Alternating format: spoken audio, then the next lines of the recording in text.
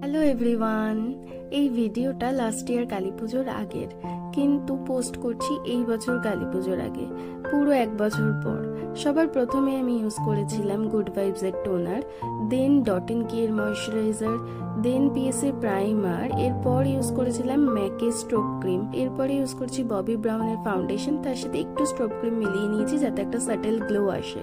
ভালোভাবে ফেস আর নেকে ফাউন্ডেশনটাকে ব্লেন্ড করে নিয়ে শুধু চোখের নিচে ফরএভার 52 এর কনসিলারটা অ্যাপ্লাই করে নিলাম।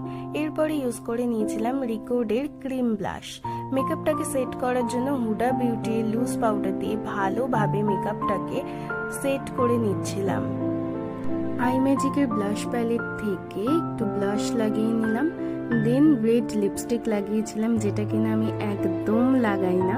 আর ওই দিন কি হয়েছিল না আমি সত্যিই জানি না, কারণ আমার খুব সাজতে ইচ্ছে করছিল আর আমি প্রচুর প্রচুর সেজে নিয়েছিলাম। যাই হোক, তারপরে ইউজ করেছিলাম হাইলাইটার। আই মেকআপ করেছিলাম হুডা বিউটি নটি প্যালেট থেকে, খুব সফট শিমারি একটা আই লুক ক্রিয়েট করেছিলাম।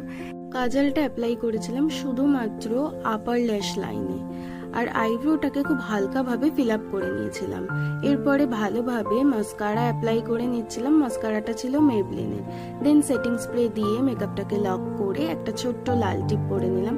হেয়ার স্টাইলটা কি করব বুঝতে পারছিলাম না ফার্স্টে, দেন মনে হলো যে একটা মেসি হেয়ার স্টাইল করা যাক। এটা আমার খুব পছন্দের একটা লুক, তোমাদের কেমন লাগলো অবশ্যই জানিও।